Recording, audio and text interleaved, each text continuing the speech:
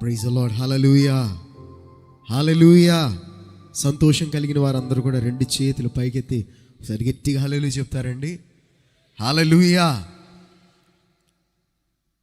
మొట్టమొదటిగా ఈ యొక్క గొప్ప అవకాశాన్ని నాకు అనుగ్రహించిన ప్రభు అయిన యేసుక్రీస్తుకి నా హృదయపూర్వకమైన స్తుతులు స్తోత్రాలు చెల్లిస్తూ, అదే రీతిగా ఇంకొకసారి ఈ యొక్క సభలో మాట్లాడడానికి నన్ను ఆహ్వానించిన జార్జ్ ముల్లర్ అయ్యగారు వారి కుటుంబము, అదే రీతిగా జీవన్ ముల్లర్ గారు వారి కుటుంబానికి నా యొక్క హృదయపూర్వకమైన వందనాలు.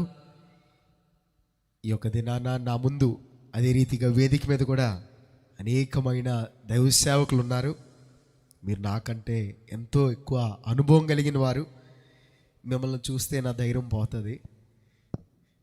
ఎంత ధైర్యంతో వచ్చినా పాస్టర్ గారులు అందరిని చూసినప్పటికీ ఆ ధైర్యం కొంచెం తగ్గిపోతుంది. ఏదైనా మీ ముందు అతిశయముతో కాదు, కానీ వినయంగా దేవుని యొక్క మాటలను పంచుకోవడానికి దేవుడు నాకు ఇచ్చిన అద్భుతమైన అవకాశాన్ని నేను దేవుని యొక్క మాటలను అందించడానికి వాడవాలని నేను ఆశించుచున్నాను. బైబిల్ తెచ్చుకున్న వారందరూ కూడా ఒకసారి బైబిల్ మీ చేతిలో పట్టుకోండి. బైబిల్ తెచ్చుకున్న వారందరూ కూడా బైబిల్ మీ చేతిలో ఒకసారి పట్టుకొని నాతో పాటు చెప్పండి: దేవా, నీ లేఖనములు పరిశుద్ధమైనవి, జీవము గలవి, శక్తి గలవి. ఈ లేఖనం ద్వారా నాతో మాట్లాడు, నన్ను బలపరిచి, నన్ను శక్తిపరిచి, నన్ను సరిపరిచి, నన్ను పంపించు. ఆమేన్. హల్లెలూయా, హల్లెలూయా. ఈ రాత్రి కొన్ని నిమిషాలు దేవుని యొక్క మాటలను మనం వినడానికి సమయం తీసుకుందాం. ఈ రాత్రి నా మాటలు బట్టి మీ జీవితంలో ఏ మేలు కూడా మీరు పొందుకోలేరు, కానీ దేవుడు మీతో మాట్లాడితేనే మీ జీవితంలో ఏదైనా మేలు మీరు పొందుకొని వెళ్ళగలుగుతారు. గనక ఈ యొక్క రాత్రి మన హృదయాలను సిద్ధపరచుకొని పరిశుద్ధాత్మ దేవుని యొక్క స్వరం వినడానికి సిద్ధపాటు కలిగిన వారుగా, ఆయన స్వరం వినాలి, నేను దేవుని యొక్క స్వరం వినాలి అనే ఆశ కలిగిన వారుగా మనక్కడ ఈ రాత్రి కూర్చున్నట్లయితే మన ఆశను ఆయన చూచి మన తప్పనిసరిగా ఈ రాత్రి ఆయన మనతో మాట్లాడి తీరుతాడు. Praise the lord. విశ్వాసం కలిగిన వారు ఒకసారి గట్టిగా హల్లెలూయా చెప్తారా? హల్లెలూయా. నేను ఈరోజు ఈ అంశంలోకి వెళ్ళకముందు కొన్ని విషయాలను జ్ఞాపకం చేసి నా ప్రసంగ అంశంలోకి నేను వెళ్ళాలని ఆశించుచున్నాను. ఇశ్రాయేలు ప్రజలు అనేకమైన సంవత్సరాలు వారు ఐగుప్తు దేశంలో బానిసత్వములో వారు ఉంటుండగా, దేవుడు తన సమయంలో ఇశ్రాయేలు ప్రజల్ని ఆ బానిసత్వములో దేవుడు వాళ్ళని బయటికి నడిపించి, వారికి ముందుగా ఉండి, వారికి దేవుడిగా ఉండి నడిపించి, ఒక చక్కని దేశమును, ఒక చక్కని భూమిని వారికి స్వాస్యముగా దేవుడు వారికి అనుగ్రహించాడు. కనానులోకి ప్రవేశించిన ఇశ్రాయేలు ప్రజలకి వారు ఎలా జీవించాలి, దేవుని యొక్క ప్రజలుగా జీవించుట అంటే ఏంటి అనే విషయాన్ని దేవుడు వారికి 40 సంవత్సరాలు మాటి మాటికి నేర్పిస్తూ వచ్చాడు. వారు జీవించవలసిన విధానం, వారు మాట్లాడవలసిన విధానం, వారి కుటుంబాన్ని నడిపించవలసిన విధానం, ఎట్టి రీతిగా వారు దేవుని యొక్క ప్రజలుగా ఉండాలో అనేకమైన రీతిలుగా దేవుడు వారికి నేర్పించి అన్నాడు. ఈ కనాను దేశంలో మీరు ప్రవేశించుచుండగా నేను మీకు ఇచ్చిన ఈ విధానముగా మీరు ఏం చేయాలనగా మీరు బ్రతకండి.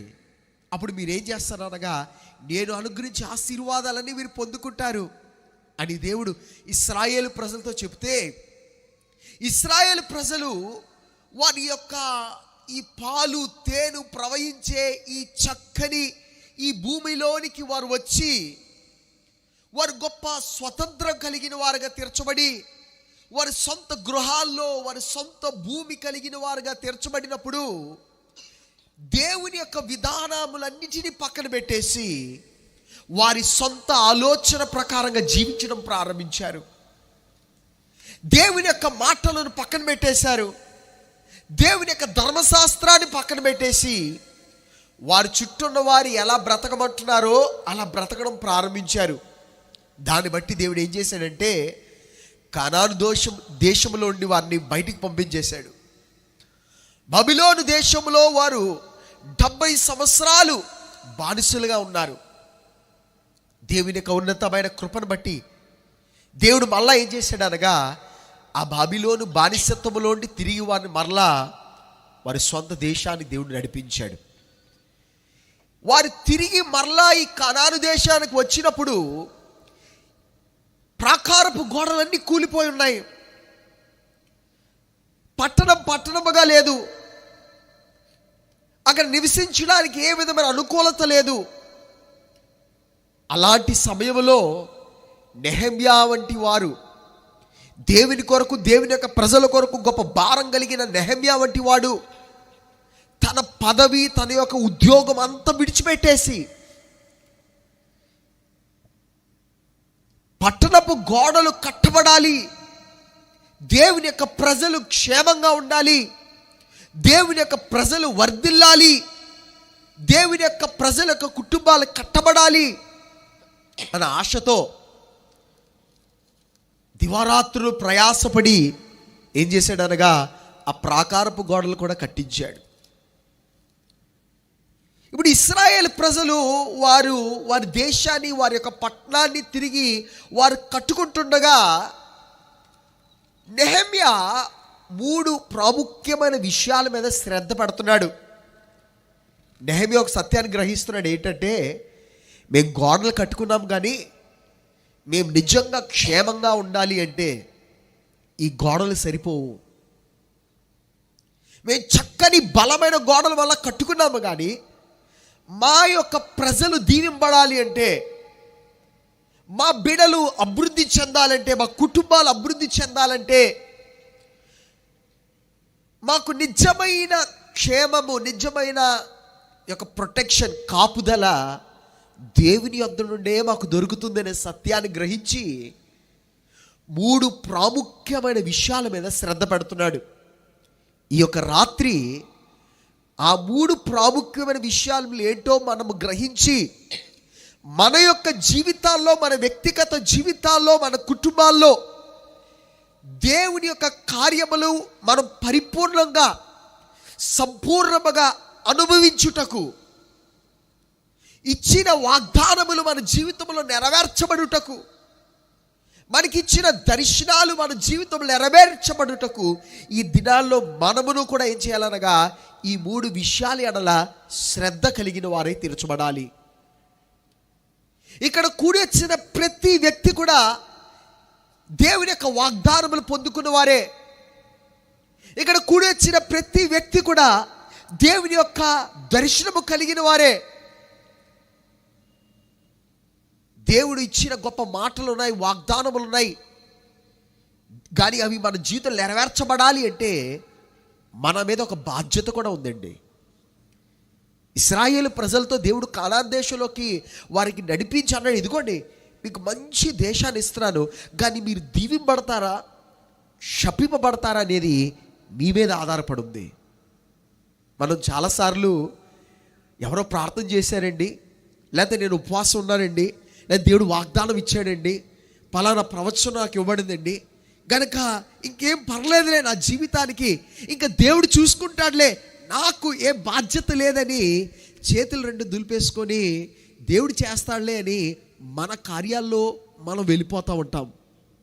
కానీ దేవుని యొక్క కార్యాలు, ఆయన వాగ్దానములు ఉన్నాయి, కానీ దాంట్లో మన యొక్క బాధ్యత కూడా ఉంది. ఈ యొక్క రాత్రి వేళ సమయంలో మన బాధ్యత ఏంటో మనం గ్రహించి ఆయన మనకిచ్చిన బాధ్యత మనం నెరవేర్చగలిగినట్లయితే, మనం ఆరాధించిన దేవుడు, ఈ వాగ్దానములు ఇచ్చిన దేవుడు నమ్మకమైన వాడు గనక తప్పక ఈ వాగ్దానములు మన జీవితంలో ఆయన నెరవేర్చి తీరుతాడు. మొట్టమొదటి విషయం ఏంటో చూద్దాం. ఇశ్రాయేలు ప్రజలు ఏం చేశారు, నెహెమ్యా గారు దాని కొరకు ఆయనకు స్పందన ఎలాగుందో మనం చూడడానికి నెహెమ్యా గ్రంథము 13వ అధ్యాయం 4 నుండి 5 వచనాలు మీరు చదవండి. నేను దాన్ని చెప్పుకుంటూ వెళ్ళిపోతాను.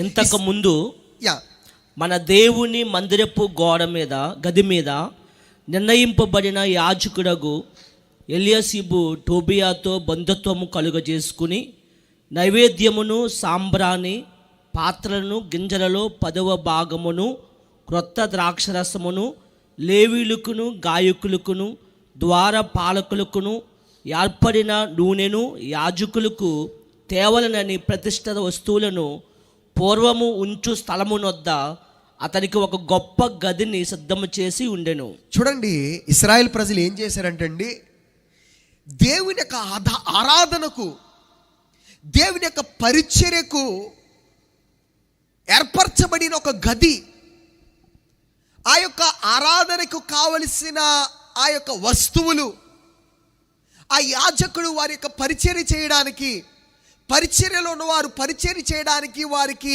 కావలసినవన్నిటిని కూడా సమకూర్చబడ్డానికి ఒక గది ఉండేది, ఒక స్టోర్ రూమ్ ఉండేది. అది దేని కొరకంటే ఆరాధన చక్కగా జరగడానికి, పరిచర్యలు చక్కగా జరగడానికి కావలసిన వస్తువులు, ఆ యొక్క సప్లై అంతా కూడా ఆ గదిలో పెట్టేవారు. ఇశ్రాయేల్ ప్రజలు ఏం చేశారో తెలుసా? ఆ గదిలో ఉన్న సామాలు, ఆ యొక్క వస్తువులన్నీ కూడా బయటికి పడేసి ఆ గదిని గెస్ట్ రూమ్గా తయారు చేశారు. ఎవరి కొరకంటే అమ్మోనీయుడైన తోబియా కొరకు. ఒక రాజకీయ నాయకుడైన ఈ అమ్మోనీయుడైన తోబియా కొరకు ఏం చేశారంటే ఆ గదిని ఏర్పరిచారు. ఈ యొక్క తోబియా లేకపోతే ఈ అమ్మోనీయుడైన ఈ తోబియా వాడు కేవలము అన్యుడని మాత్రం కాదండి, వాడు నెహెమ్యా గారు ఈ యొక్క ప్రాకారపు గోడను కట్టాలని ప్రయత్నం చేయుచుండగా, దేవుని యొక్క ప్రజల కొరకు, దేవుని యొక్క నామాని కొరకు కార్యాలు చేస్తుంటే ఈ వ్యక్తి ఎంతగానో అడ్డుపడుస్తూ ఉండేవాడు. ఏదో రీతిగా దేవుని యొక్క కార్యాలు ఆపివేయడానికి ప్రయత్నం చేస్తూ ఉండేవాడు. ఏ వ్యక్తి అయితే దేవుని యొక్క కార్యాల్ని అడ్డుపరిచేవాడుగా ఉన్నాడో, ఏ వ్యక్తి అయితే దేవుని యొక్క ప్రజల యొక్క క్షేమాన్ని అడ్డుపట్టడానికి ప్రయత్నం చేశాడో, ఏ వ్యక్తి అయితే దేవుని యొక్క ఉద్దేశాలకి అడ్డుగా ఉన్నాడో, వాని కొరకు ప్రజలు ఏం చేశారంటే అండి, ఇశ్రాయేల్ ప్రజలు మందిరములో ఆరాధన కొరకు, పరిచర్య కొరకు తోడ్పడవలసిన, లేకపోతే ఆ యొక్క ఉపయోగకరంగా ఉన్న గదిని ఖాళీ చేసేసి ఈ అడ్డుగా ఉన్న వ్యక్తి నివసించడానికి ఏం చేశారు అనగా గెస్ట్ రూమ్గా తయారు చేసేసారు.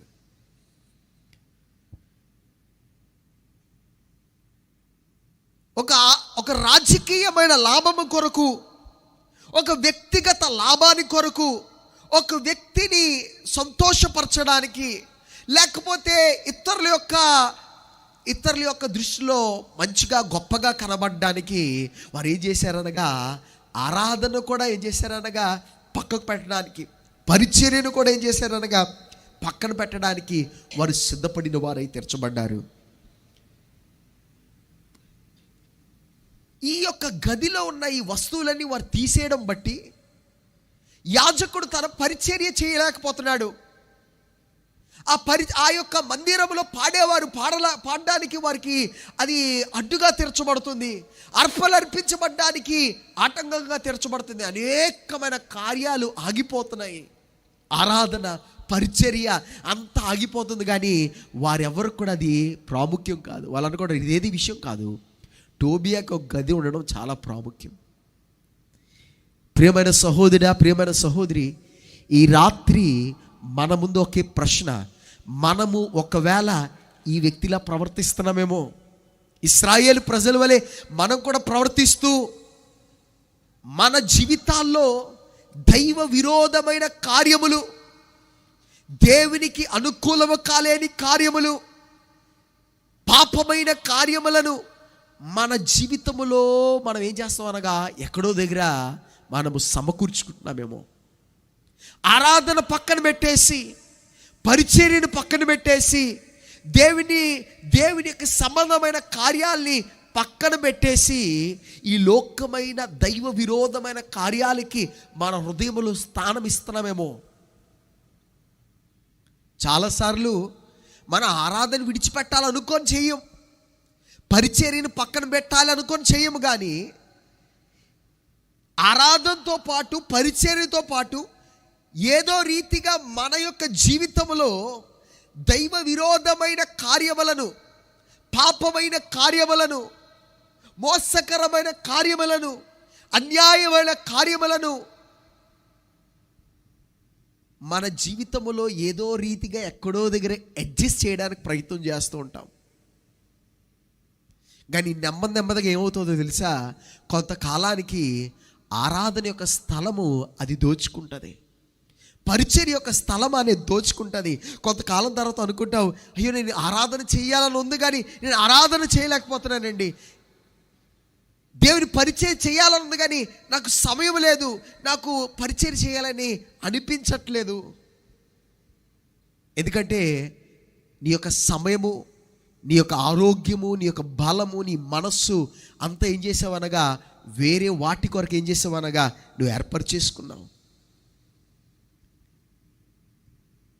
అనేకమైన కార్యాలు నీ జీవితంలో నీకు ప్రాముఖ్యం అనిపించేవి, నీకు ఇష్టం అనిపించేవి, అనేకమైన కార్యాలు నీ జీవితంలోనికి నువ్వు తెచ్చుకొని నెమ్మదిగా ఆరాధన బయటికి తోసేసావు, పరిచర్యను బయటికి తోసేసావు, దైవ సంబంధమైన ప్రతి కార్యాన్ని నువ్వేం చేసావు అనగా నువ్వు బయటికి తోసేసావేమో అని ఈ యొక్క రాత్రి వేళ సమయంలో ఒకసారి పరిశోధన చేసుకో.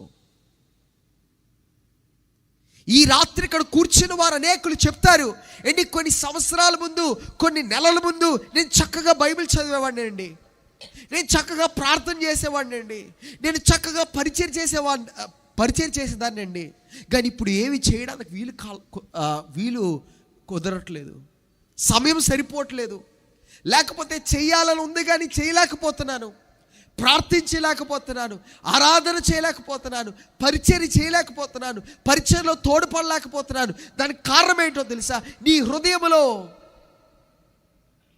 దైవ విరోధమైన కార్యాలకి స్థానం ఇచ్చావు.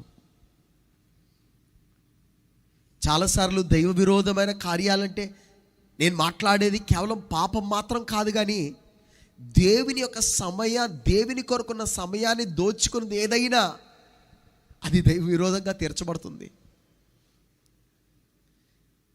మనకి అనేకమైన కార్యాలు చేయడానికి మనకి స్వేచ్ఛ ఉందండి, అనేకమైన కార్యాలు చేయడానికి నీకు నాకు స్వేచ్ఛ ఉంది. కానీ అపోస్తలుడైన పౌలు గారు చెప్పినట్లు అన్నీ నాకు చేయడానికి స్వేచ్ఛ ఉంది, కానీ అన్నీ నాకేం కాదనగా నా క్షేమాభివృద్ధికి అది కారణంగా తీర్చబడకపోతే, ఇది ప్రతి కార్యం నేను ఇది చేయొచ్చా, ఇది నేను చేయొచ్చు, ఇది చేయొచ్చా, ఇది నేను చేయొచ్చు, ఇది నేను చేయొచ్చా, అది నేను చేయొచ్చు, కానీ ఆఖరికి అడగవలసిన ప్రశ్న ఏంటో తెలుసా, నేను ఇవన్నీ చేయొచ్చు, నాకు స్వేచ్ఛ ఉంది, కానీ ఇవన్నీ నేను చేసినట్లయితే నా ఆత్మీయ జీవితం యొక్క అభివృద్ధికి కారణంగా తీర్చబడుతుందా, లేకపోతే ఎక్కడో దగ్గర నేను దేవుని స్తుతించే సమయాన్ని, దేవుని ఆరాధన చేసే సమయాన్ని, వాక్యాన్ని చదివే సమయాన్ని, పరిచర్య చేసే సమయాన్ని ఇది దొంగిలించుకుంటుందేమో అని ఏం చేయాలనగా పరిశోధన చేసుకున్న వారే తీర్చబడాలి.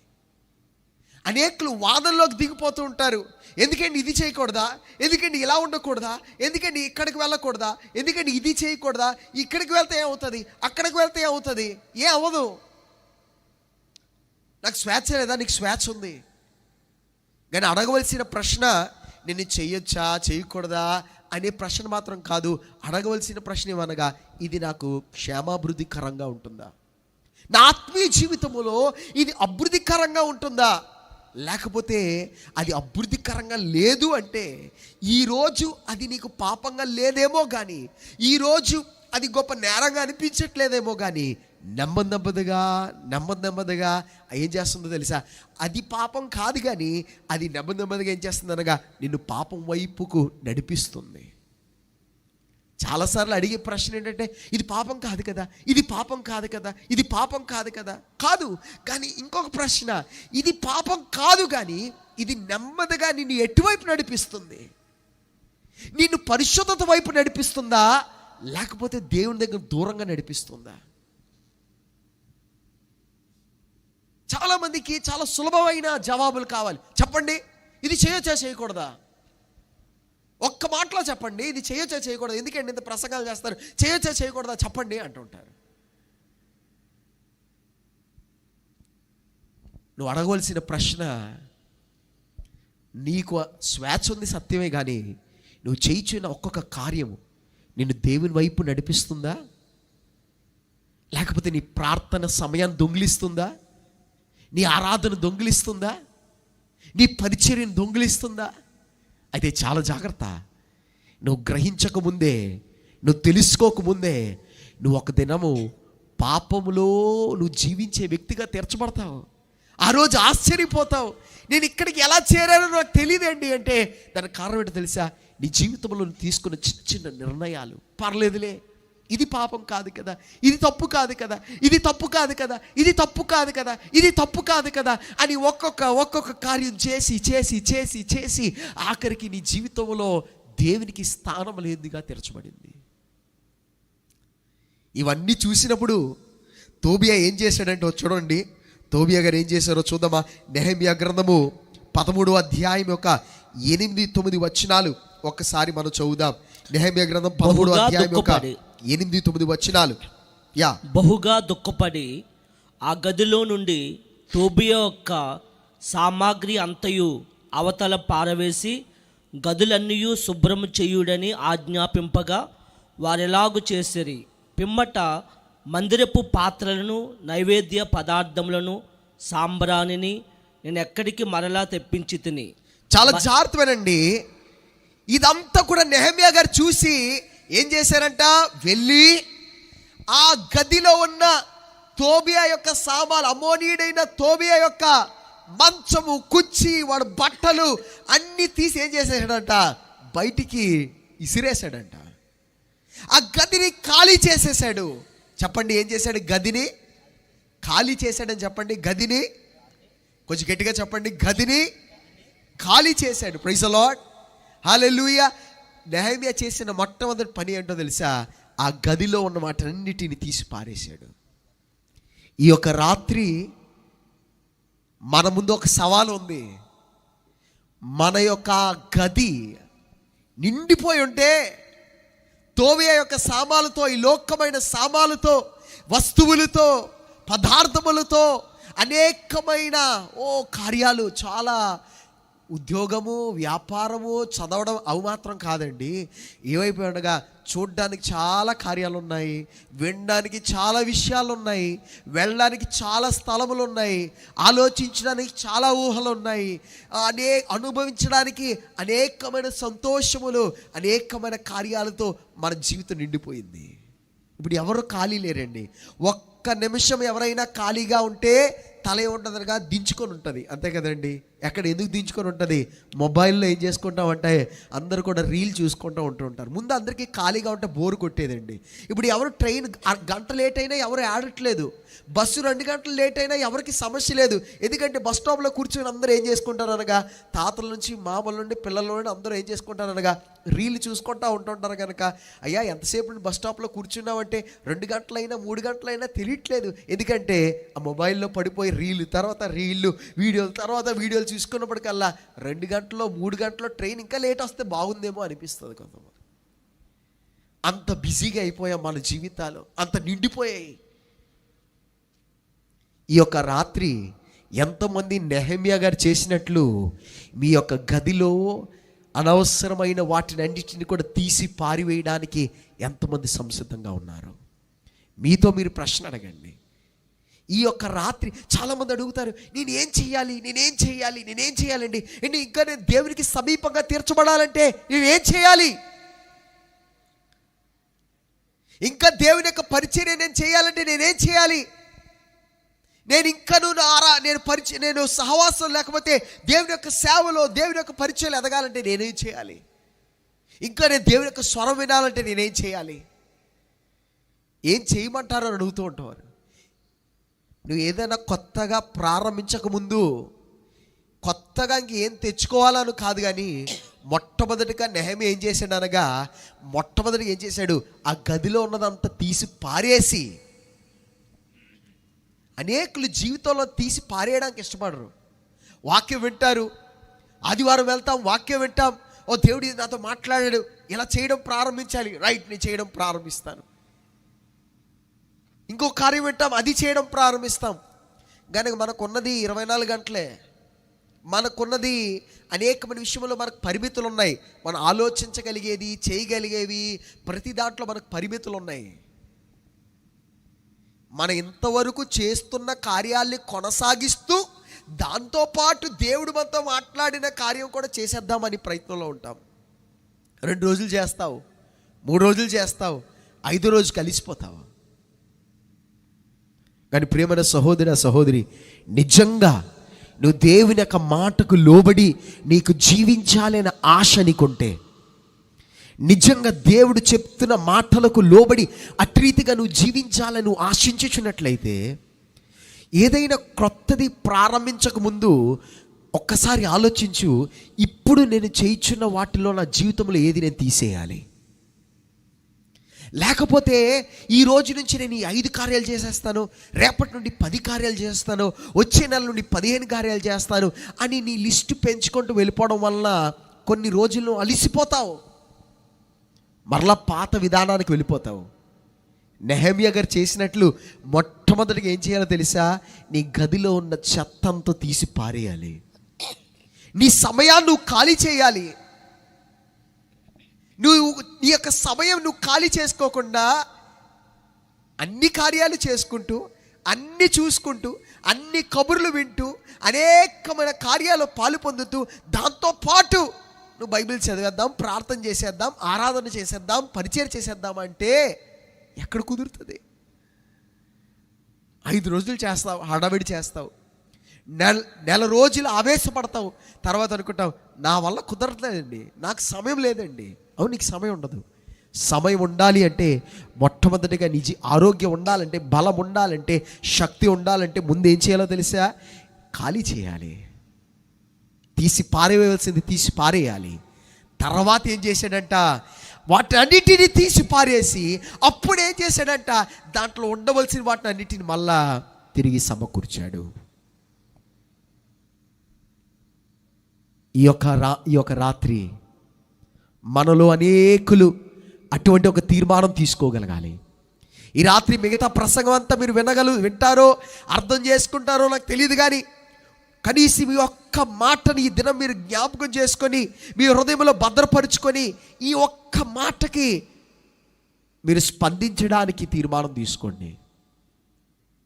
జీవితంలో దేవునికి విరోధమైనది, దేవునికి అనుకూలము కాలేనిది, నీ ఆరాధనని దొంగిలించేది, నీ స్తుతిని దొంగిలించేది, నీ బలాన్ని దొంగిలించేది, నీ యొక్క ఆసక్తిని దొంగిలించే ప్రతి కార్యాన్ని తీసి పారివే. మొట్టమొదటిగా ఆ పని చేయి. రెండోదిగా చేయవలసిన వాటిని నీ జీవితంలో సమకూర్చుకో. అప్పుడు నీ యొక్క జీవితంలో దేవుని యొక్క ఉద్దేశం ఎంత గొప్పగా నెరవేర్చబడగలుగుతుందో నువ్వు దాన్ని రుచి చూచి తీరుతావు. విశ్వాసం కలిగిన వాడు సార్ గట్టిగా హల్లెలూయా చెప్తారా? హల్లెలూయా. ఇప్పుడు ఇంకొక ప్రశ్న అడుగుతున్నాను, అర్థమైన వారు ఒకసారి గట్టిగా హల్లెలూయా చెప్తారా? Praise the lord. Hallelujah, hallelujah. గనుక ఈ యొక్క దినాన, ఈ యొక్క రాత్రి ఇక్కడి నుంచి వెళ్ళిపోకముందు ఆఖరి ప్రార్థన చేయకముందండి, ఈరోజు వెళ్ళిపోకముందు ఆఖరి ప్రార్థన చేస్తాం కదా. ఆఖరి ప్రార్థన చేసినప్పుడు హడావిడిగా పారిపోకముందు ఒక చిన్న ప్రార్థన చేయాలి. దానికి ముందుగా తీర్మానం తీసుకోవాలి. నా జీవితంలో నేను ఏదేది నా జీవితంలో తీసి పారేయాలి. నా సమయం ఏం దొంగిలిస్తుంది, నా బలం ఏం దొంగిలిస్తుంది, నా అత్యాశని ఏం దొంగిలిస్తుంది, వాటిని తీసి పారేసి ఇక్కడ నువ్వు వెళ్ళకముందు ఒక తీర్మానం తీసుకోవాలి. ఈ రోజు నుంచి నేను ఏం చేస్తాననగా, నేను ఈ వాటిని తీసి పారేసి ఈ రీతిగా దేవుడు నాతో మాట్లాడిన రీతిగా నేను జీవిస్తాను, నేను ఏం చేయాలనగా తీర్మానం తీసుకొని మనం వెళ్ళాలి. Praise the Lord. ఎందుకంటే దేవుడు మనతో మాట్లాడడం ఒక వంతు అయితే, మనం ఏం చేయాలి? దేవుడు మనతో మాట్లాడినప్పుడు మనం ఏం చేయాలి? స్పందించాలి. Praise the Lord. చాలామంది దేవుడు మాట్లాడితే వెన్నేసి వెళ్ళిపోతూ ఉంటారు, దేవుని యొక్క మాటకి ఏం చేయరు? స్పందించరు. మీకు ఎవరైనా ఫోన్ చేశారనుకోండి, మీకు ఎవరైనా ఫోన్ చేస్తే హలో, అప్పుడు మీరే అంటారు? మీరు తిరిగి అనాలి, మీరు తిరిగి స్పందించాలి, హలో అనాలి. అప్పుడు ఏమవుతుంది అనగా సంభాషణ ప్రారంభమవుతుంది. చాలామంది క్రైస్తవ జీవితంలో ఎలాగుందంటే, దేవుడు మాట్లాడుతూ ఉంటాడు, వీళ్ళు తిరిగి స్పందించరు, ఫోన్ పక్కన పెట్టేసి వెళ్ళిపోతుంటారు, విన్నానులే అయ్యా అని. మరలా వచ్చి అంటారు, దేవా మాట్లాడదేవా, దేవా మాట్లాడదేవా. దేవుడు ముందు మాట్లాడిన దానికి నువ్వు ఇంతవరకు స్పందించలేదు. పోయిన సంవత్సరం మాట్లాడిన దానికే ఇంతవరకు నువ్వేం చేయలేదంటే స్పందించకుండా మరలా మాట్లాడు అడగడంలో లాభం లేదండి. దేవుడు మనతో మాట్లాడిగా మనం స్పందించినట్లయితే మరి అధికంగా ఏం చేస్తాం అనగా దేవుని యొక్క స్వరం వినగలిగిన వారైతే తీర్చబడగలుగుతాం. Praise the lord. కొంచెం గట్టిగా హల్లెలూయా చెప్పండి. హల్లెలూయా. మొట్టమొదటిగా మన విషయం నెహెమ్యా గారు ఏం చేశారో చూసాం. రెండో విషయంలోకి వచ్చేద్దామండి. నెహెమ్యా గ్రంథం 13వ అధ్యాయం యొక్క 17వ వచనాన్ని చదువుదాం. అక్కడ ఇశ్రాయేల్ ప్రజలు ఇప్పుడు ఏం చేస్తున్నారు? మొట్టమొదటిగా ఏం చేశారు? ఆరాధనకి పరిచర్యకి సంబంధించిన ఆ గదిని ఏం చేశారు అనగా వారు ఆక్రమించేసుకున్నారు. వారు ఆరాధనకు సంబంధించిన కార్యాలన్నిటిని పారేసి వారి యొక్క ఆర్థిక లాభం కొరకు, వారి రాజకీయ లాభం కొరకు, వారి పేరు కొరకు, వారి పలుకుబడి కొరకు ఏం చేశారు అనగా ఆ గదిని వారి స్వలాభాన్ని కొరకు వాడేసుకున్నారు. నెహెమ్యా గారు ఏం చేశారు? అంతటిని తీసి పారేసి మరలా గదిలో ఉంచవలసిన వాళ్ళు ఉంచారు. రెండోదిగా ఏం జరుగుతుందో చూద్దామా? 17-18 వచనాలు ఒకసారి చదువుదామండి. ఓకే. అంతటా యూదుల ప్రధానులను నేను ఎదురాడి విశ్రాంతి దినమును నిర్లక్ష్య పెట్టి మీరెందుకు ఈ దుష్కార్యమును చేయుదురు? మీ పితరులను ఇట్లు చేసి దేవుని యొద్ద నుండి మన మీదకిని ఈ పట్టణస్థుల మీదకిని కీడు రప్పింపలేదా? అయితే మీరు విశ్రాంతి దినమును నిర్లక్ష్య పెట్టి ఇశ్రాయేలు మీదకు కోపము మరి అధికముగా రప్పించుచున్నారని చెప్పి తిని. రెండోదిగా మనం చూడగలిగింది ఏంటంటే, ఇశ్రాయేల్ ప్రజలు ఏం చేస్తున్నారంటే విశ్రాంతి దినమున వారు విశ్రాంతి తీసుకోవడం మానేసి ఆ విశ్రాంతి దినాన్ని కూడా వారు ఏం చేస్తున్నారు అనగా వారి పనులు, వారి ఉద్యోగాలు, వారి వ్యాపారాలు చేసేసుకుంటున్నారు. మీ అందరికీ తెలుసు, దేవుడు వారికి ఆజ్ఞలు ఇచ్చినప్పుడు, దేవుడు వారికి ధర్మశాస్త్రాన్ని ఇచ్చినప్పుడు, దేవుడు వారిని కానాను దేశంలోకి నడిపించినప్పుడు దేవుడు వారితో ఇచ్చిన ఆజ్ఞలో ఒక మాట ఏమనగా మీరేం చేయాలనగా ఈ విశ్రాంతి దినమున మీరేం చేయాలనగా దాన్ని పరిశుద్ధంగా ఉంచండి. మీరు ఏ పని చేయొద్దు. ఆ దినాన్ని మీరు పనులు చేసుకోవడానికి, ఉద్యోగాలు చేసుకోవడానికి, వ్యాపారాలు చేసుకోవడానికి వెళ్ళొద్దు. దాన్ని పరిశుద్ధంగా ఉంచండి అని దేవుడు వారితో చెప్పాడండి. ఇశ్రాయేలు ప్రజలు ఐగుప్తు దేశంలో ఉండి వారు కనాను దేశంలోకి వచ్చి వారు కనాను దేశంలో సుమారు 700 నుండి 800 సంవత్సరాలు వారు ఉన్నారు. ఆ కాలమంతా వారు ఏం చేయలేదనగా వారు విశ్రాంతి దినముగా వారు ఉంచలేదు, పరిశుద్ధంగా ఉంచలేదు. 7వ సంవత్సరము దేవుడు దాన్ని విశ్రాంతిగా ఉంచమంటే దాన్ని కూడా వారు లోబడడానికి ఇష్టపడలేదు. అందుకే దేవుడు ఏం చేశాడంటే, మీరు నా మాటకు లోబడట్లేదురా, మీరు నా మాటకు విధేయులుగా ఉండట్లేదు, ఈ యొక్క విశ్రాంతి దినాన్ని కూడా మీరు ఏం చేయట్లేదు అనగా మీరు పరిశుద్ధంగా ఉంచట్లేదు అని చెప్పి ఏం చేశాడనగా వారిని 70 సంవత్సరాల బానిసత్వంలోకి పంపించేశాడు. ఈ 70 సంవత్సరాల బానిసత్వంలోని మరలా తిరిగి వచ్చారు. మరలా తిరిగి వచ్చి మరలా అదే పని చేస్తున్నారు, మరలా అదే కార్యాన్ని చేస్తున్నారు. అది చూసేగానే నెహెమ్యా గారికి బాధ అనిపిస్తుంది, కోపం వస్తుంది. నెహెమ్యా అంటాడు, మీరు ఏమి ఆలోచిస్తున్నారు? మీకు అసలు అర్థమవుతుందా? మనం ఎందుకు బానిసత్వంలో ఉన్నాం? 70 సంవత్సరాలు మనం ఎందుకు బానిసత్వంలో కాలం గడిపాం? ఇందుకే కదా మనం దేవుని యొక్క మాటకు లోపడటానికి ఇష్టపడలేదు, మనం ఆయన ధర్మశాస్త్రానికి లోపడటానికి ఇష్టపడలేదు. మన పితరులు దేవుని యొక్క మాటకి అవిధేయులుగా తెరచబడ్డారు. దాన్ని బట్టే మనం బానిసత్వంలోకి వెళ్ళిపోయాం. ఇప్పుడు మరలా దేవుడు తన కృపను బట్టి తిరిగి మన దేశంలోకి నడిపిస్తే మరలా మీరు ఏం చేస్తున్నారు? మరలా మీరు ఆయన మాటకు అవిధేయులుగా తెరచబడుతున్నారా? నెహెమ్యా గ్రహించాడు. వారు గోడలన్నీ కట్టుకున్నారు, ఇళ్ళన్నీ కట్టుకుంటున్నారు, కానీ వారి యొక్క గోడలు బట్టి, వారి ఇల్లులు బట్టి నిజంగా వారు క్షేమంగా ఉండలేరు. దేవుని యొక్క కాపుదల కావాలి. వారి యొక్క ప్రయత్నాలు బట్టి వారు దీవింపబడలేరు. దేవుడు వాళ్ళని దీవించాలి. అయితే దేవుని యొక్క కాపుదల కావాలి అంటే, దేవుని యొక్క ఆశీర్వాదాలు కావాలి అంటే ఇశ్రాయేలు అనే పేరుంటే సరిపోదు, క్రైస్తవ మతములో ఉంటే సరిపోదు, చర్చికి వెళ్ళేవారుగా ఉంటే సరిపోదు. ఆయన మాటకు లోబడిన వారై తీర్చబడాలి. చూడండి, విశ్రాంతి దినాన్ని మీరు పరిశుద్ధంగా ఉంచండి అని దేవుడు వారితో చెప్పినప్పుడు దాంట్లో చాలా గొప్ప అర్థం ఉందండి. 6 రోజులు కష్టపడండి, 7వ రోజు మీరు విశ్రాంతిని తీసుకోండి, నేను మిమ్మల్ని పోషిస్తాను, మీరు నా మీద ఆధారపడండి. మీరు ఈ 7వ దినాన్ని విశ్రాంతి తీసుకున్నప్పుడు వారు ఏం చెప్తున్నారు అనగా, మేము దేవుడి మీద ఆధారపడుతున్నాం, మేము గ్రహిస్తున్నాం. 6 రోజులు మేము కష్టపడ్డాం, పని చేసుకున్నామంటే దేవుడు మాకు ఆరోగ్యం ఇచ్చాడు. మేము కష్టపడుతున్నాం, ప్రయాసపడుతున్నాం, కానీ నిజానికి మమ్మల్ని పోషించేది దేవుడు అని వారు సాక్షించే ఒక అవకాశం. కానీ వారు దేవుడి మీద ఆనుకోవడానికి, దేవుడి మీద ట్రస్ట్, దేవుడి మీద వారికి నమ్మకం లేకపోతే వారు ఏం చేయలేరు, విశ్రాంతి తీసుకోలేరే. బైక్ మీద ఎవరన్నా బైక్ వెనకాల మనం కూర్చున్నాం అనుకోండి, మనం చక్కగా రిలాక్స్డ్గా కూర్చోవాలి అంటే బైక్ నడిపేవాడి మీద మనకి ఏముండాలంటే నమ్మకం ఉండాలి. వాడి మీద మనకు నమ్మకం లేకపోతే మనం ఏం చేస్తాం అనగా చాలా గాబరగా కూర్చుంటూ ఉంటాం, వాడిని గట్టిగా పట్టుకొని వాడిని గిల్లేస్తూ ఉంటాం, లేకపోతే ప్రతిసారి మనం కేకలు వేస్తూ ఉంటాం, అటు ఇటు చూస్తూ ఉంటాం. కానీ స్కూల్కి వెళ్ళిన పిల్లలు చూడండి, వాళ్ళ నాన్నగారితో బైక్ మీద వెళ్ళినప్పుడు వాళ్ళు అలిసిపోతే ఏం చేస్తారంటే ఆ బైక్ మీద అలా పడుకుని పోతూ ఉంటారు. ఎందుకంటే వాళ్ళకి వాళ్ళ నాన్న మీద ఏంటంటే ఒక నమ్మకం, ఒక trust. In trust there is piece. ఆ నమ్మకమును బట్టి వారికి ఏముందనగా గొప్ప సమాధానం ఉంది.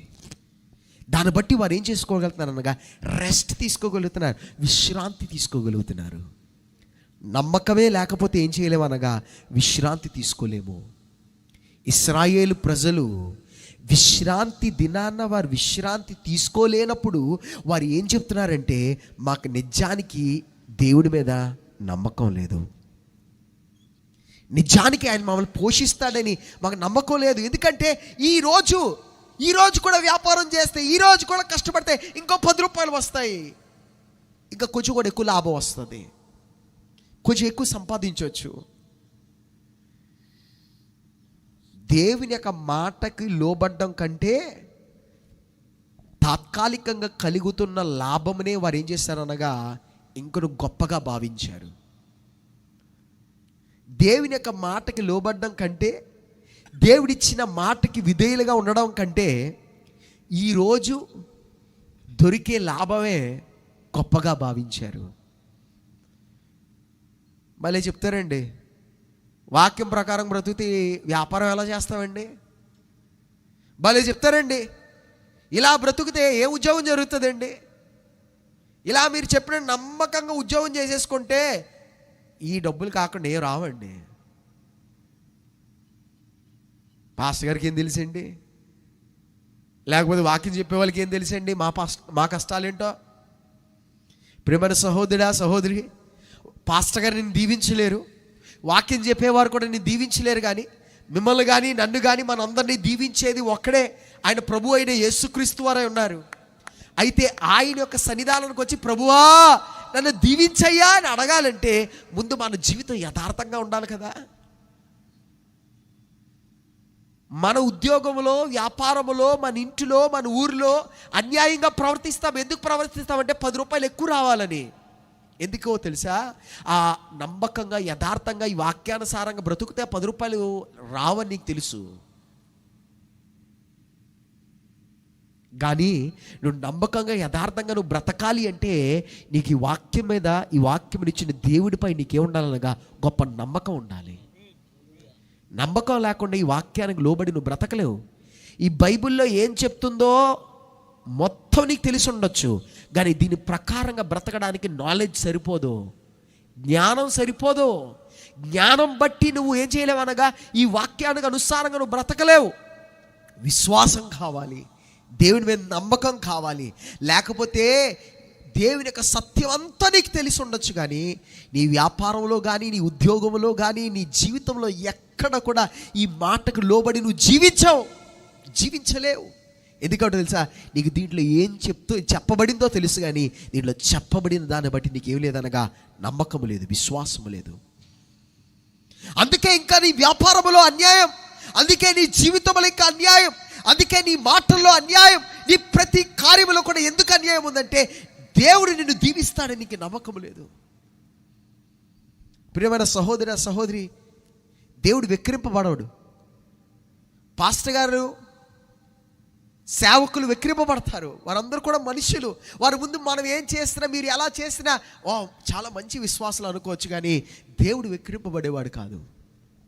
మన యొక్క ఉద్యోగంలో, వ్యాపారంలో మనకు నచ్చినట్లు ప్రవర్తించే 2 చేతులు ఎత్తి దేవా నన్ను దీవించయ్యా అంటే దేవుడు మోసపోయేవాడు కాదు. మన నట్టను బట్టి దేవుడు మోసపోయేవాడు కాదు. ఆయన మనల్ని దీవించాలి అంటే మనలో ఏ గొప్పతనం అవసరం లేదు, కానీ నమ్మకమైన వారుగా ఉండాలి. ఆయన మాటకు లోబడిన వారై ఉండాలి. ఆయన మాట పైన ఆ విశ్వాసం ఉంచి వారికి తీర్చబడాలి. మాట ఇచ్చిన, నన్ను పిలుచుకున్న దేవుడు, వాగ్దానం ఇచ్చిన దేవుడు ఆయన నెరవేరుస్తాడు అనే విశ్వాసం కలిగిన వారుగా మనం తీర్చబడకుండా ఆయన మాటకే అవిధేయులుగా మనం బ్రతుకుతూ మనం ఏం చేయలేమనగా ఆయన దీవెనలు, ఆశీర్వాదాలు మన జీవితంలో మనం అనుభవించలేము అనే సత్యాన్ని మనం ఏం చేయాలనగా గ్రహించిన వారై తీర్చబడాలి. రెండోదిగా వారు ఏం చేయలేదనగా దేవుని యొక్క మాటకు లోబడడానికి ఇష్టపడలేదు. వారు అనుకున్నారు, ఇప్పుడే మేము తిరిగి వచ్చాం మా ఊరికి, మా దగ్గర ఏమి లేవు, తొందరగా ఇల్లు కట్టుకోవాలి అంటే 7 రోజులు కష్టపడాలి. ఈ సమయంలో ధర్మశాస్త్రం దేవుడు ఇలా చెప్పాడు, ఎప్పుడో చెప్పాడు కదండి, అబ్రహాం కాలంలో, మోషే కాలంలో చెప్పాడు. ఈ కాలంలోనా మనమే చెప్పేసుకుంటాం. ఈ కాలంలో దేవుడు ఉంటే దేవుడు ఎలా చెప్పేసేవాడండి, మనమే మార్చేసుకుంటూ ఉంటాం. ఆ రీతిగా కాక ప్రియమైన సహోదరి, ఆ సహోదరి, మన దేవుని యొక్క మాటలను కొట్టివేసేవారుగా కాకుండా, మన యొక్క లాభమును కొరకు, మన యొక్క ఉపయోగాల కొరకు మన దేవుని యొక్క మాటలను కొట్టివేసేవారుగా కాకుండా, దేవుని యొక్క మాటకు నిజంగా లోబడిన వారే మనం తీర్చబడినప్పుడు మాత్రమే మన యొక్క జీవితాలు దేవుని యొక్క దేవుల ఆశీర్వాదాలు పొందుకోగలుగుతాం. ఈ దినాన్న దేవుని యొక్క కార్యాలని జీవితాలు అనుభవించాలని ఆశిస్తున్నావా? దేవుని యొక్క మాటకు పరిపూర్ణంగా సౌకర్యంగా ఉన్నప్పుడు, అనుకూలంగా ఉన్నప్పుడు కాదు, నీకు ప్రతికూలంగా ఉన్నప్పుడు, అసౌకర్యంగా ఉన్నప్పుడు కూడా ఏం చేయాలనగా దేవుని యొక్క మాటకు లోబడిన వారే తీర్చబడాలి. ప్రైజ్ ది లార్డ్, హల్లెలూయా. అసౌకర్యములో నువ్వు దేవుని యొక్క మాటకు లోబడిన వ్యక్తిగా తీర్చబడినప్పుడు అక్కడ కనబడుతుంది నీ విశ్వాసం ఏంటో. అక్కడ కనబడుతుంది నీ యొక్క నిజమైన దేవుని మీద ఎంత ట్రస్ట్, ఎంత నమ్మకం నీకు ఉందో. నువ్వు దేవుని యొక్క మాటకు లోబడినప్పుడు దేవుని యొక్క కార్యాలు ఏం చేస్తావు అనగా గొప్పగా నీ జీవితంలో నువ్వు అనుభవించగలుగుతావు. Praise the lord. సమయం అయిపోయింది, ముందుకు వెళ్ళిపోదాం. 3వ విషయంలోకి వచ్చేద్దామండి. 3వ విషయం, ఇశ్రాయేల్ ప్రజలు ఏం చేస్తున్నారో చూద్దామా. నెహెమ్యా గ్రంథము 13వ అధ్యాయం 22 నుండి 25 వచనాలు, 23 నుండి చదువుదాం. 23 నుండి 25 వచనాలు చూద్దామండి. ఆఖరిగా ఆ దినములలో అస్తోదు, అమ్నోను, మోయాబు సంబంధులైన స్త్రీలను వివాహము చేసుకునిన కొందరు యూదులు నాకు కనబడిరి. వారి కుమారులలో సగము మంది అస్తోదు భాష మాట్లాడువారు. వారు ఆయా భాషలు మాట్లాడువారు, కానీ యూదుల భాష వారిలో ఎవరికిని రాదు.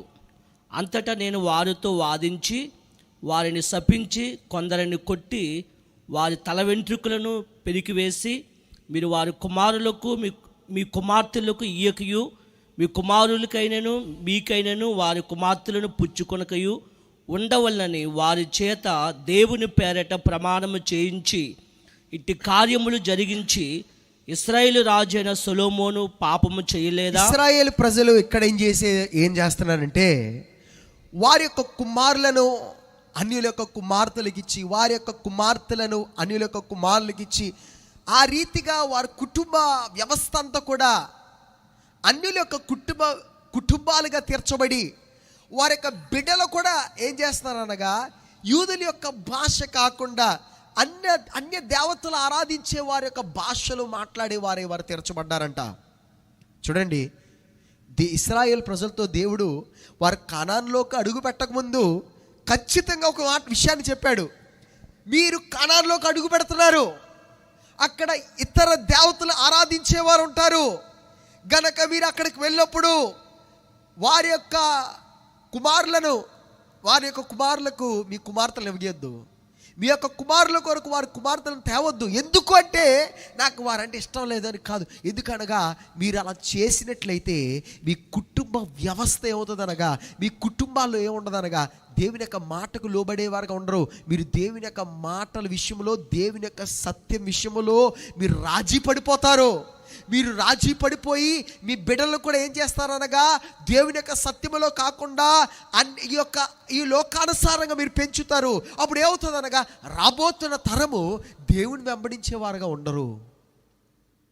అందుకే ఏం చెప్పాడనగా మీరేం చేయొద్దనగా అట్టి విధమైన వివాహాలు మీరు చేయొద్దు అని దేవుడు వారితో చెప్తే, ఇశ్రాయేలు ప్రజలు ఏం చేశారనగా దేవుడు ఏదైతే చేయొద్దన్నాడో వాటినే వారు చేసుకున్నారు. వారి పిల్లలు ఏం చేయట్లేదంట, వారు యూదుల యొక్క భాష కాకుండా అన్యపు దేశ ప్రజల యొక్క విగ్రహారాధన చేయు వారి యొక్క భాషను మాట్లాడుతున్నారంట. ఈ యొక్క రాత్రి వేళ సమయంలో ఇక్కడ కూర్చున్న ప్రతి కుటుంబంతోనూ, ప్రతి తల్లిదండ్రులతోనూ నేను ఒక ప్రశ్న అడగాలని ఆశించుచున్నాను. లేకపోతే మీతో మీరు ఒక ప్రశ్న అడగండి. మీ బిడ్డలు విశ్వాసమైన భాషను మాట్లాడువారే ఉన్నారా? విశ్వాసమైన భాష. మీ బిడ్డలు రక్షణ కొరకు జ్ఞానము కలిగిన వారై ఉన్నారా? మీ బిడ్డల యొక్క సంభాషణలో దేవుడు ఉన్నాడా? మీ బిడ్డల్ని చక్కగా చదివించుకుంటున్నారు, చక్కటి స్కూళ్ళకి కాలేజీలకి పంపిస్తున్నారు, మీ బిడ్డలు మీకన్నా ఉన్నతమైన స్థాయిలో ఉండాలని ఆశిస్తున్నారు, అది మంచిది. కానీ మీ బిడ్డలకు విశ్వాసపు భాష ఉందా? విశ్వాసపు భాష అంటే మీకు అర్థమవుతుంది కదండి.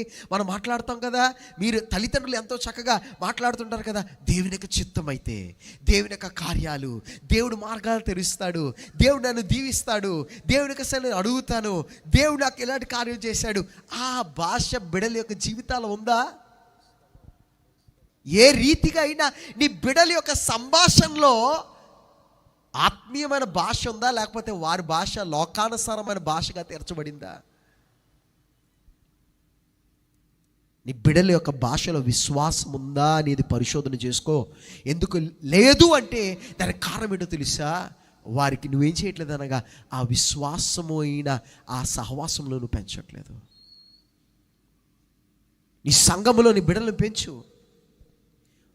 పిల్లలు ఆ సండే స్కూల్లోని బిడ్డల్ని వారిని నీ స్కూల్కి వెళ్ళడానికి ఎంత బలవంతం చేస్తావో, నీ బిడ్డల్ని సండే స్కూల్కి వెళ్ళడానికి, నీతో పాటు ఆరాధనకు రావడానికి అంతగా బలవంతం చేయి.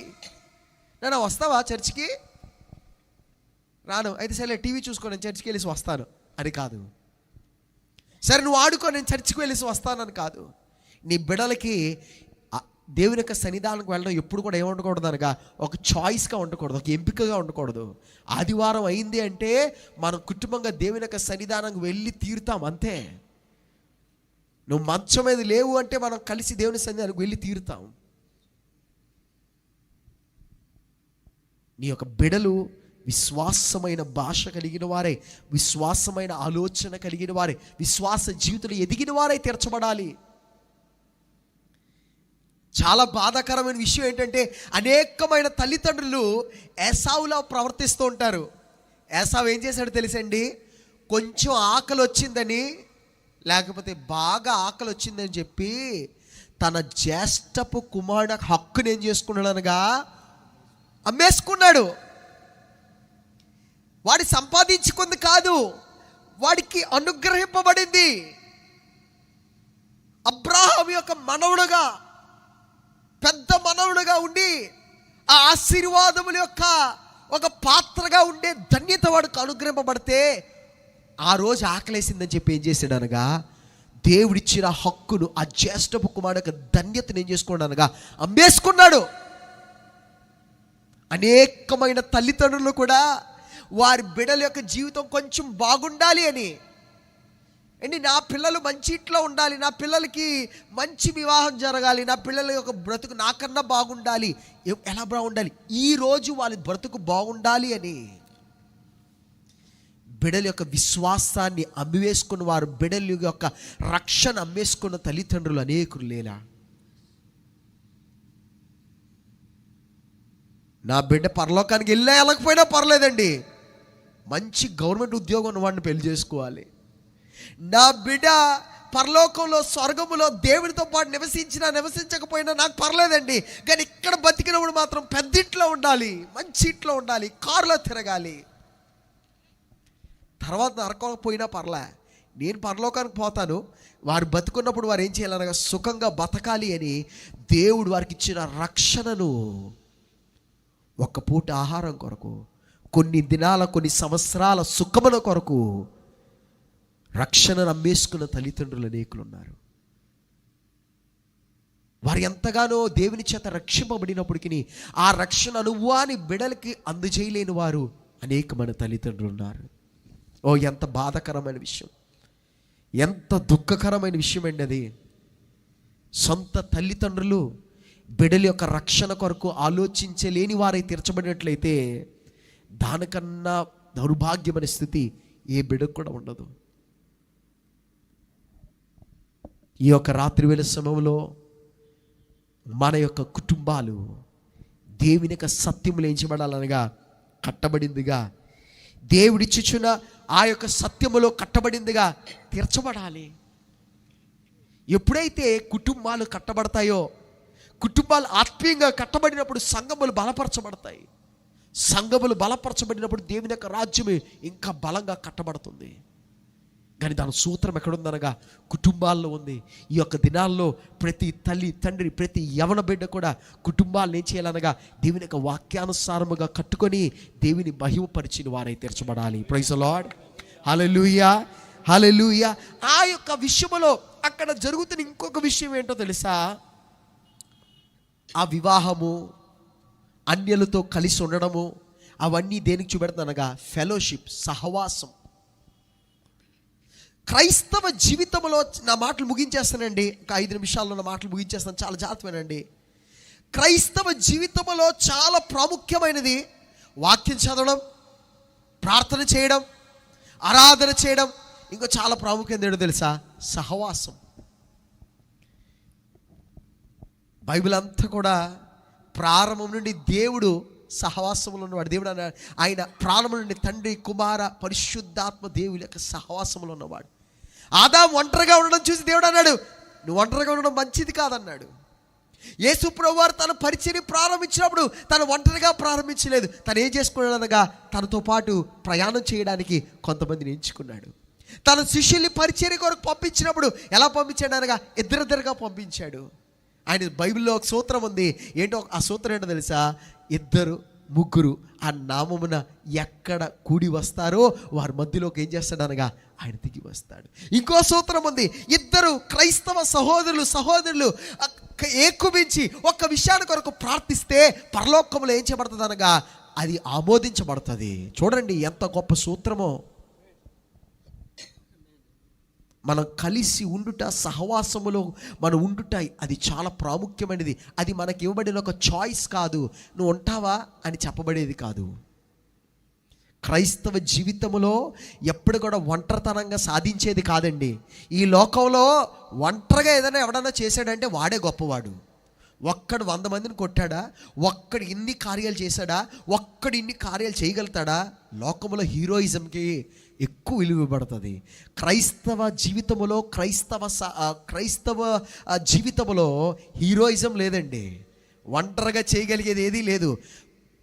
ప్రభు అయిన యేసుక్రీస్తు వారే ఏమన్నారనగా, నేను ఏది చేసినా నేను నా మట్టికి నేను చేయట్లేదు. నేను ఏది చేసినా నా తండ్రి చేసింది, చెప్పింది దాన్ని బట్టే నేను చేస్తానని ఆ పరమ తండ్రి, మన పరమ దేవుడైన యేసు ప్రభు వారే చెప్తే మనకి ఎక్కడుందండి హీరోయిజం ఇక్కడ? ప్రియమైన సహోదరి, నా మట్టికి నేను బతికేస్తాను క్రైస్తవ జీవితం అనుకుంటున్నావా? సాతాను నీ చెవులో చెప్పే చాలా పెద్ద అబద్ధం ఇది. ఒంటరిగా నువ్వు పతనమైపోవడం ఖాయం. నువ్వు ముందుకు వెళ్ళలేవు. ఇది క్రైస్తవ సిద్ధాంతం లేక ప్రిన్సిపల్స్లో, సూత్రాల్లో ఒక చాలా ప్రాముఖ్యమైన సూత్రం ఏంటో తెలుసా? నువ్వు కలిసి రావాలి. You need to come in to fellowship. నువ్వు సహవాసములోనికి రాకుండా, ఒక ఆత్మీయమైన సహవాసములోకి రాకుండా దేవుని యొక్క కార్యాలు నీ జీవితంలో అనుభవించలేవు. దేవుని కొరకు నువ్వు ముందుకు పరిగెట్టలేవు. నీ జీవితము నిజంగా నువ్వు నీ క్రైస్తవ జీవితంలో ముందుకు బలంగా నువ్వు వెళ్ళాలి అని ఆశ నీకు ఉన్నట్లయితే నువ్వు సహవాసములోకి రావాలి. సాతానుడు అందుకే అనేకమైన రీతిలుగా ఏం చేశాడు తెలుసా? నీ సహవాసములో నిన్ను బలహీనపరచడానికి ప్రయత్నం చేస్తుంటాడు. మంచి సహవాసం అంటే, ఆత్మీయమైన సహవాసం అంటే దేవుని కొరకు బలంగా పరిగెడతావు కనుక వాడు ఏం చేస్తాడంటే, సరే నిన్నేం చేయలేకపోతున్నాను, నీ దగ్గరికి వచ్చాగానే ఏం చేస్తావు? యేసునామములో పాస్ అవుతానా అంటావు. కనుక ఏం చేస్తాడో తెలుసా? సరే నిన్నేం చేయలేకపోతున్నాను కానీ నీ సహవాసాన్ని ఏం చేస్తాడనగా వాడు నీ సహవాసంలోకి, చెడ్డ సహవాసంలోకి నిన్ను నడిపిస్తూ ఉంటాడు. చెడ్డ సహవాసం ఏం చేస్తుందో తెలుసా? దేవునితో ఉన్న సమీపత్వానికి పాడు చేస్తుంది. చాలా జాగ్రత్తగా నా మాట వినండి. నీ సహవాసం ఒకటైతే నీకు దేవుడికి సమీపంగా చేస్తుంది, లేకపోతే నీ సహవాసం నిన్ను దేవుడికి దూరంగా చేస్తుంది. ఈరోజు ఒకసారి పరిశోధన చేసుకో, నీ సహవాసం ఎలాంటిది. నీ సహవాసం గొప్ప సహవాసంగా ఉండాలి అని కోరుకోకు. పేరున్న వాళ్ళందరూ నా సహవాసంలో ఉండాలి, టీవీలో కనబడే వాళ్ళందరూ నా సహవాసంలో ఉండాలి, పెద్ద పెద్ద స్టేజ్ మీద కనబడే వాళ్ళు నీ సహవాసం ఉండాలి. అది కాదు నీ కోరిక. నీ కోరిక ఏముండాలో తెలుసా? నన్ను దేవునికి సమీపంగా నడిపించే సహవాసం నాకు కావాలి. ప్రార్థనలో నన్ను ఎదిగింప చేసే సహవాసం నాకు కావాలి. ఆరాధనలో నన్ను బలపరిచే సహవాసం నాకు కావాలి. నా సహవాసం ఏం చేయాలనగా ప్రార్థన కొరకు నాలో తపన పెంచాలి. ప్రియమైన సహోదరా, సహోదరి, నిజంగా నీకు దేవుని యొక్క కార్యాలయాల శ్రద్ధ ఉండి నిజంగా నువ్వు దేవుని కొరకు ఉపయోగపడాలి అనే ఆశ నీకుంటే మొట్టమొదటిగా నీ సహవాసం ఎలాగుందో సరి చేసుకో. ఒంటరిగా ఉన్నావా? మంచి ఏది జరగదు. ఒంటరిగా ఉండి నువ్వు పరిగెట్టడానికి ప్రయత్నం చేస్తే మంచి ఏది జరగదు. నువ్వు సహవాసంలోకి వస్తేనే కానీ నీ జీవితంలో దేవుని యొక్క కార్యాలు అనుభవించలేవు అనే సత్యాన్ని నేను నీకు ఖచ్చితంగా ఈ రాత్రి నేను చెబుతున్నాను. సాతాను నేను మోసపరుస్తున్నాడు, నీకెందుకు ఆడితే అవసరం అంటున్నాడు. ఆ సాతాను చాలామంది క్రైస్తవులకు చెవులు ఏం చెప్తాడు తెలుసా? వాళ్ళేం పరిశుద్ధులేంటి, వీళ్ళేం పరిశుద్ధులేంటి, వీళ్ళేం మంచోళ్ళేంటి. చాలామంది చర్చకు వచ్చిన వాళ్ళు ఎవరు మంచోళ్ళు కాదండి. అవును, నువ్వు మంచోడు కాదు, నేను మంచోడు కాదు, మనం ఎవరు పరిశుద్ధులం కాదు. నీకు పరిశుద్ధులు కావాలంటే నువ్వేం చేయాలో తెలుసా? ఈరోజు ప్రార్థన చేయాలి, ప్రభువా పరలోకాన్ని చేర్చుకో అని.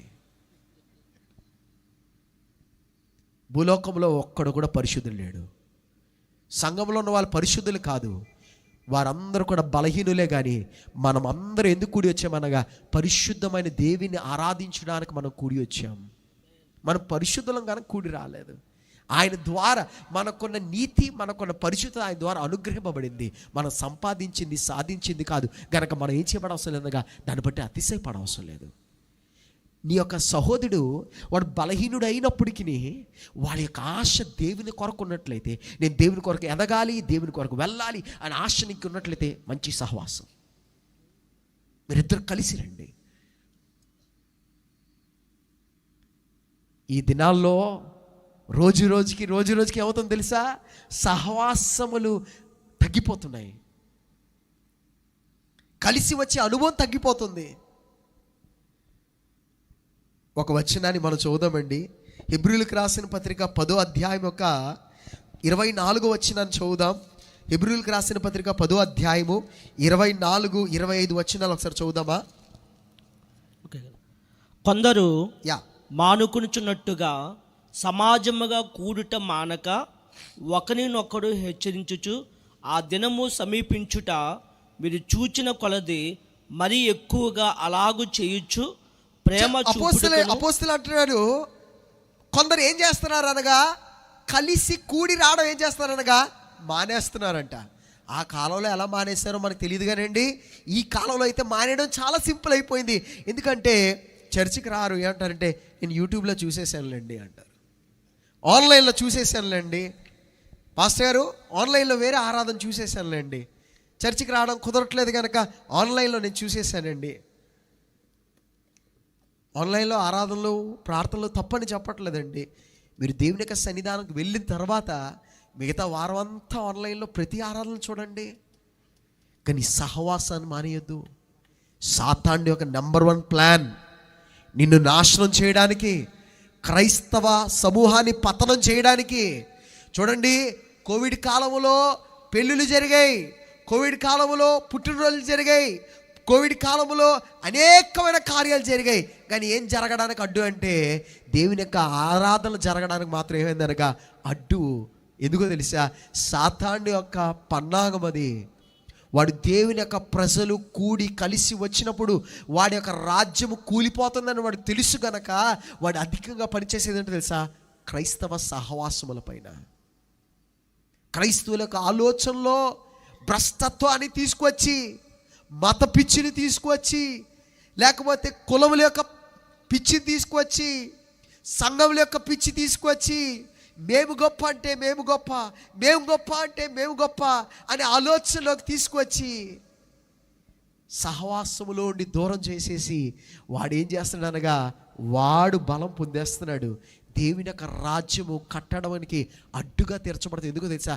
దేవుని యొక్క ప్రజలుగా ఏం చేయట్లేదు అనగా మన సహవాసములో కలిసి రావట్లేదు.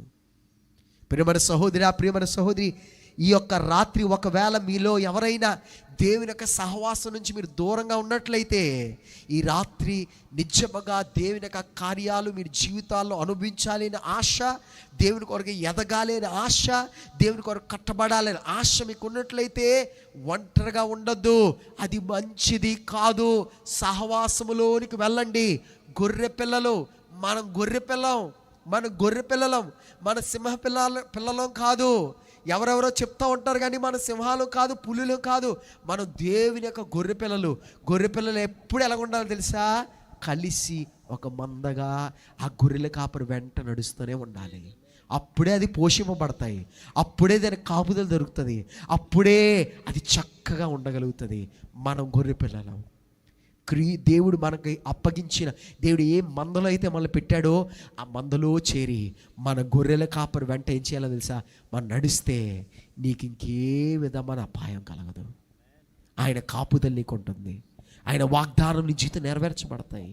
వాడు అబద్ధాలు చెప్తున్నాడు, సాతాను అనేకమైన అబద్ధాలు చెప్తున్నాడు. ఆ అబద్ధాలకు నువ్వు పడిపోవద్దు. వాడు నిన్ను రెచ్చగొడుతున్నాడు, వాడు నిన్ను రెచ్చగొట్టి నిన్ను దూరం చేయడానికి ప్రయత్నం చేస్తున్నాడు. నీ కోపం తెప్పించి బయట దూరం తేయడానికి నేను ప్రయత్నం చేస్తున్నాడు. నీలో ఉద్రేకను తీసుకొచ్చి సహవాసాలను దూరం చేయడానికి ప్రయత్నం చేస్తున్నాడు. నీలో అహం పెంచి నువ్వెందుకు వెళ్ళాలి, నువ్వెంత వాడివి అని నేను దూరం చేయడానికి ప్రయత్నం చేస్తున్నాడు. కానీ ఈ ఒక రాత్రి పరిశుద్ధాత్మ దేవుడు నీతోనే మాట్లాడుతున్నాడు. నువ్వు దూరంగా వెళ్ళడం నా చిత్తం కాదు, సహవాసములోనికి వచ్చి వారై తెరచబడాలి. ఒకవేళ ఈ యొక్క రాత్రి నువ్వు ఎలాంటి సహవాసములు ఉన్నావో కూడా నువ్వు పరిశోధన చేసుకోవాలి. అప్పుడే ఏం చేయగలుగుతావు అనగా నిజంగా దేవుని యొక్క కార్యాలు పరిపూర్ణంగా సంపూర్ణంగా మన జీవితాల్లో మనం అనుభవించగలుగుతాం. ప్రైజ్ ది లార్డ్, హల్లెలూయా. 3 విషయాలు వాళ్ళు చేస్తున్నారు. ఇశ్రాయేలు ప్రజలు 3 కార్యాలు చేస్తున్నారు. ఆ 3టిని కూడా నెహెమ్యా సరిచేయడానికి ప్రయత్నం చేస్తున్నాడు. మొట్టమొదటిగా ఏం చేశాడండి? దేవుని యొక్క ఆరాధన యొక్క, దేవుని యొక్క పరిచర్య కొరకు ఏర్పరిచిన గదిని ఏం చేశారనగా వారు తోబియాకి ఇచ్చేస్తే నెహెమ్యా గారు వచ్చి ఏం చేశారు? ఆ గదిలో ఉన్న సామాన్లు అన్ని ఇసురుగొట్టి దాంట్లో మళ్ళీ ఏం చేశాడనగా ఆరాధనకు పరిచర్యకు కావలసిన వాటి అన్నింటిని తీసుకొచ్చాడు. రెండోదిగా ఏం చేశాడండి? మర్చిపోయారా? రెండోదిగా ఏం చేశారు? వారు ఏం చేశారు? దేవుని యొక్క మాటకు అవిధేయులుగా తీర్చబడ్డారు. తాత్కాలికమైన లాభాల కొరకు, తాత్కాలికమైన ఉపయోగాల కొరకు, తాత్కాలికమైన సుఖముల కొరకు దేవుని యొక్క మాటను వారు ఏం చేశారు అనగా తిరస్కరించారు. నెహెమ్యా అన్నాడు, రే ఈ కారణం బట్టి మనం బానిసత్వంలోకి వెళ్ళాము. మేల్కోండి. తాత్కాలికమైన విషయాల కొరకు చూస్తున్నారు. మిమ్మల్ని దీవించవలసిన దేవుడు, మీరు ఆశీర్వదించవలసిన దేవుడు. మీ యొక్క ప్రయాసం వల్ల, మీ కష్టం వల్ల దేని ద్వారా నిజానికి మీరు దీవింపడలేరు. మీరు దీవింపడాలంటే దేవుడు మిమ్మల్ని దీవించాలి. కనుక మీరు దేవుడు దీవించాలంటే మన యొక్క బాధ్యత ఏంటో తెలుసా? ఆయన మాటకి ఏం చేయాలి? లోబడిన వారై తీర్చబడాలి. మూడోదిగా ఆఖరిగా చెప్పబడిన విషయం ఏంటంటే వారు ఏం చేశారు? వారి కుటుంబాలు, వారి సహవాసాలు ఎలా తెరచబడ్డాయి అనగా దైవ విరోధంగా తెరచబడ్డాయి. వారి బిడ్డలకి విశ్వాసమైన భాష పోయింది. వారి బిడ్డలకి దేవుని యొక్క సంభాషణ పోయింది. దేవుని కొరకున్న ఆలోచన పోయింది. ఈ యొక్క దినములో మన కుటుంబాల్లో విశ్వాసం యొక్క భాష ఉందా అని మనం పరిశోధన చేసుకోవాలి. మన బిడ్డలు, మన కుటుంబాలు విశ్వాసములో నిలబడ్డాయా, లేదా విశ్వాసంలో స్థిరపరచబడ్డామా, విశ్వాసంలో ఎదుగుతున్నామా అని పరిశోధన చేసుకోవాలి. ఆఖరిగా మన సహవాసాన్ని పరిశోధన చేసుకోవాలి. ఒంటరిగా నువ్వు చేసేది ఏది లేదమ్మా. ఊరికే మోసపోకు. నేను ఒంటరిగా బతికేద్దాను, ఒంటరిగా క్రైస్తవ జీవితం నేను బతికేస్తాను అని ఆలోచన సాతాను పెట్టేది జరిగేది కాదు. దేవుని యొక్క సూత్రం ఏంటో తెలుసా? మనం 2-3 కలిసి రావాలి. మనం కలిసి ఒక సహవాసంలో ఉన్నప్పుడే మనం ఎదుగుతాం. సహవాసంలో ఉన్నప్పుడే మనం వర్ధిల్లుతాం. సహవాసంలో ఉంటేనే మనం ఫలిస్తాం. సహవాసంలో మనం ప్రార్థిస్తేనే మన ప్రార్థనలకు జవాబు దొరుకుతాయి. గనక దూరంగా ఉన్న సహోదరి తిరిగిరా. నిన్ను దేవుడు ఏం మందులో అయితే పెట్టాడో ఆ మందులోకి తిరిగి చేరు. నీ కాపురి వెనకట్టే నువ్వు నడు.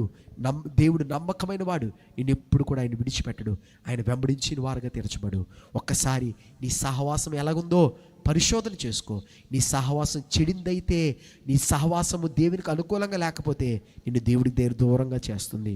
కనుక మంచి సహవాసం, ఆత్మీయ సహవాసంలో ఉన్నట్లయితే నువ్వు దేవునికి సమీపంగా తీర్చబడగలుగుతావు. కనుక చెప్పబడిన ఈ విషయాలను మన హృదయంలో భద్రపరుచుకుందాం. ఈ 3 విషయాలని చెప్పాను.